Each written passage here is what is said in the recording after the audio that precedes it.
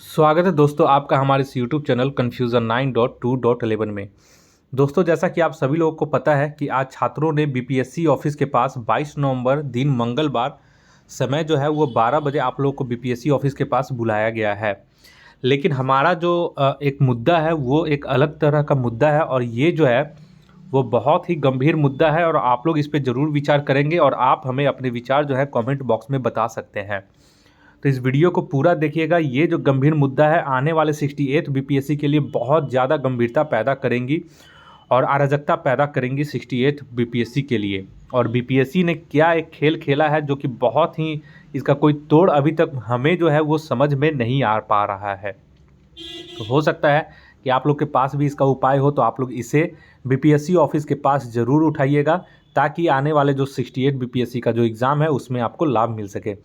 जो बहुत बड़ा खेल खेला गया है वो ये है इसकी शुरुआत जो है वो 67 से हुई है और आप लोग को वो अभी तक समझ में भी नहीं आया है कि किस तरह से ये शुरुआत कर दी गई है। ठीक है, यहाँ पे सबसे पहले देखिए 67th बीपीएससी के पीटी से इस खेल का जो है वो शुरुआत हो चुका है। ठीक है, तो यहाँ पे जो बताया जा रहा है वो देखिए, एक मिनट। हाँ, यहाँ पे आप लोग देखिए कि 67th बीपीएससी पीटी में क्या किया गया है। तो 67th बीपीएससी पीटी में क्या किया गया, ये फर्स्ट टाइम ऐसा है कि लोगों के ओएमआर से, ठीक है, लोगों के ओएमआर से ऑफिशियल तरीके से छेड़छाड़ किया गया है। फॉर एग्जांपल, जिनका रोल नंबर गलत था उनके ओएमआर में छेड़छाड़ करके उनका रोल नंबर को सुधार करके रिजल्ट दिया गया है। जिनका डेट ऑफ बर्थ में गलत था, ओएमआर में उन्होंने डेट ऑफ बर्थ गलत लिख दिया था, उनका डेट ऑफ बर्थ में छेड़छाड़ करके वो अपना उनका सुधार कर दिया गया है ऑफिशियल तरीके से। ठीक है, जिनका और भी कई तरीके में नाम में गलत था उनको भी सुधार करके उनका रिजल्ट दे दिया गया। इससे पहले 66 तक क्या होता था कि 66 तक क्या होता था कि जो इस तरह के गलती करते थे, साफ साफ देखिएगा 67th नोटिफिकेशन में भी और ओएमआर में भी लिखा हुआ रहता है कि किसी भी तरह का अगर आपने गलत किया है तो आपका ओएमआर जांच नहीं किया जाएगा, आपका कैंडिडेचर जो है वो रद्द कर दिया जाएगा। 66 तक ये सभी लोगों के ओएमआर जो थे, जिन्होंने रोल नंबर गलत वगैरह जो अपना कर दिया था, सेट अपना गलत कर दिया था, उन सभी लोगों का जो है वो रद्द कर दिया गया था रिजल्ट। ठीक है, उनका सिलेक्शन होने के बावजूद उनका रद्द कर दिया गया था। लेकिन 67th में जो शुरुआत किया गया है वो ओएमआर में छेड़छाड़ की शुरुआत कर दी गई है। अब देखिए इसका जो सबसे बड़ा खेला किया जाएगा वो 68th में इसका सबसे बड़ा खेल नज़र आएगा। और इस बार जो 113 गया है कट ऑफ, उसमें 7 नंबर और जोड़ दीजिए तो 120 नंबर जो है 68 का कट ऑफ है जाएगा। ये 100% हम गारंटी के साथ ले रहे हैं और इसका सबूत भी दे रहे हैं कि कैसे जाएगा। अब तो चलिए यहाँ पे पता चल गया कि आपको 67th में ओएमआर सीट में अब छेड़छाड़ करने का शुरुआत हो चुका है। अब देखिए इसका यूज़ 68 में कैसे किया जाएगा। फॉर एग्जाम्पल देखिए 68 में क्या किया है कि निगेटिव मार्किंग शुरू कर दिया गया है। निगेटिव मार्किंग अब शुरू कर दिया गया तो अब छात्र क्या करेंगे कि जो छात्र हैं वो क्या करेंगे, जो क्वेश्चन जान रहे हैं उनको टिक आउट कर देंगे और जो नहीं जान रहे हैं उनको बबल को वो नहीं रंगेंगे। ठीक है, तो दो केस होगा। एक केस होगा जो जान रहे हैं उसको बबल कर देंगे और जो नहीं जान रहे हैं उसको सर्कल को बबल नहीं करेंगे। ठीक है, तो मान लीजिए कि 150 क्वेश्चन में मैंने क्या किया कि मान लीजिए कि मैंने 60 क्वेश्चन को फिलअप किया, ठीक, और बाकी जो क्वेश्चन है 110 क्वेश्चन उसको मैंने नहीं रंगा। ठीक है, तो 110 क्वेश्चन को, 60 क्वेश्चन को मैंने रंग दिया, 110 को मैंने नहीं रंगा। ठीक है, सॉरी 90 क्वेश्चन को मैंने नहीं रंगा। ठीक है, तो 90 क्वेश्चन को मैंने नहीं रंगा। तो अब देखिए ओएमआर सीट मेरा ऑफिस में चला गया।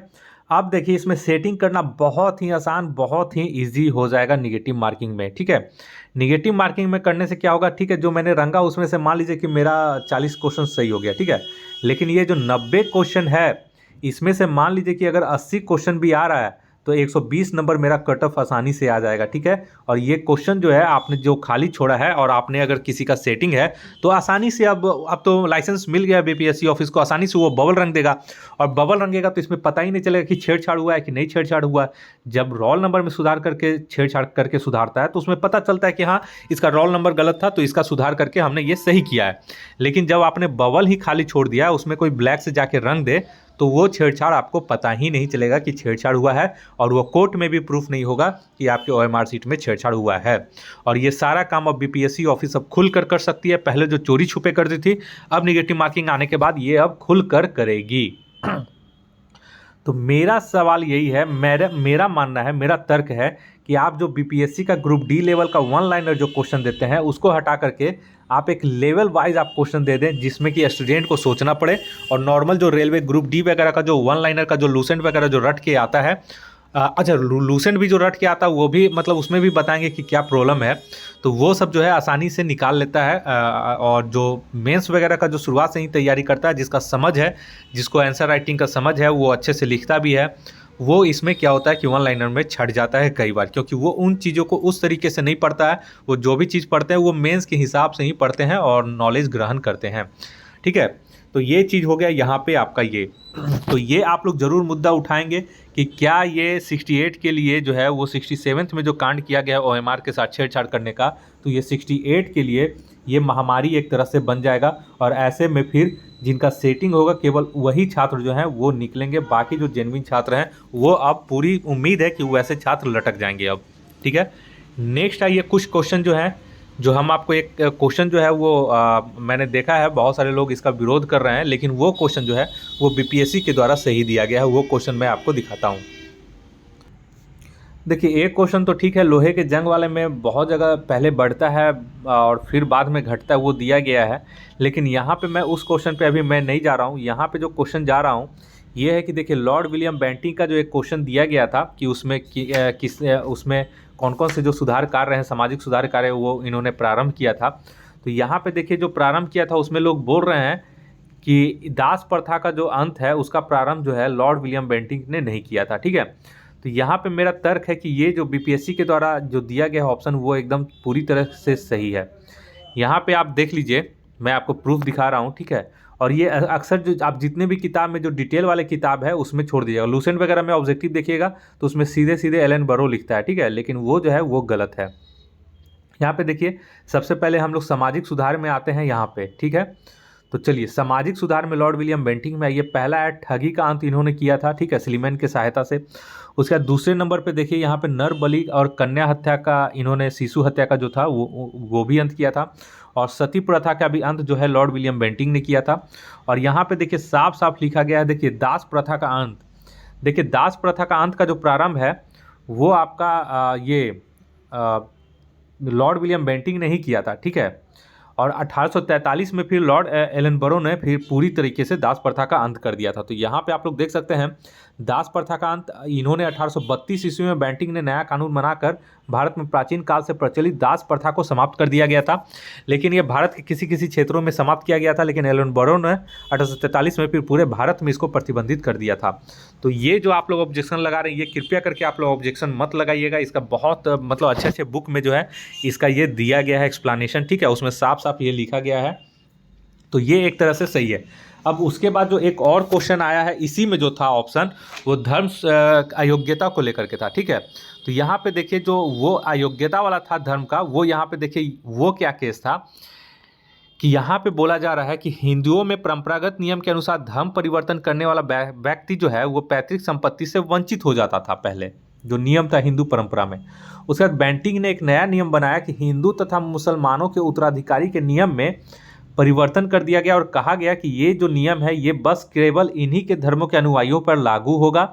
अगर मान लीजिए कि हिंदू से अगर कोई मुसलमान बनता है तो फिर उसको पैतृक संपत्ति से वंचित कर दिया जाएगा, लेकिन अगर कोई हिंदू अगर ईसाई धर्म स्वीकार कर ले तो उसको पैतृक अधिकार से वंचित नहीं होंगे। ये इन्होंने सुधार किया था धर्म परिवर्तन में। ठीक है, या फिर अगर कोई मुसलमान अगर जो है वो ईसाई धर्म अपना ले, यानी कि कोई भी धर्म अगर ईसाई धर्म अगर अपनाता है तो उसको पैतृक अधिकार से वंचित नहीं किया जाएगा। ये इन्होंने यहाँ पे सुधार किया था। और क्वेश्चन में यहाँ पे था, वहाँ पे क्लियर नहीं किया गया था, इसीलिए बीपीएससी ने एक जो ऑप्शन था उसको छोड़ करके बाकी सारे ऑप्शन को इन्होंने काउंट किया है। ठीक है, तो ये भी क्वेश्चन हम बोल रहे हैं कि ये जो है ऑब्जेक्शन करने लायक नहीं है, क्योंकि यहाँ पे बीपीएससी का जो है वो बीपीएससी के यहाँ पे हक में जा रहा है ये क्वेश्चन। ठीक है, तो ये चीज़ हम आपको बताने वाले थे। और जो ओएमआर का जो छेड़छाड़ करने का जो मुद्दा है, जो 67th में इन्होंने ऑफिशियल तरीके से जो अपनाया है, वो आप लोगों को 68 में परेशानी में डाल सकता है। तो इसका पूरा विरोध होना चाहिए कि जिन्होंने भी OMR में अपना रोल नंबर वगैरह गलत किया है उनका रिजल्ट जो है वो रद्द किया जाए। ये जो है वो खेल के नियम के विरुद्ध है, बीच में इस तरह से नहीं बदलाव किया जाता है। अगर ऐसा है तो 66 से अब तक जितने भी रोल नंबर की वजह से, गलत रोल नंबर फिलअप करने की वजह से जो छटे हैं वो भी अपना दावा कर सकते हैं कि जब 67th में ऐसा किया गया है बिना कोई रूल बनाए हुए नोटिफिकेशन में, तो आपने कैसे अचानक से इनको बदल दिया है रूल को बिना किसी नोटिस के। तो ये चीज़ एक गंभीर मुद्दा लेकर के आई है BPSC के द्वारा, और ये जानबूझ करके किया गया है। चिट भी BPSC की, पट भी BPSC के। अब इसका मेरे पास अभी तक कोई समाधान नहीं निकला है। अगर आपके पास इसका कोई समाधान है तो आप हमें ज़रूर बताएं। इस वीडियो को देखने के लिए आप लोग का बहुत बहुत शुक्रिया। आपका दिन मंगलमय हो। धन्यवाद।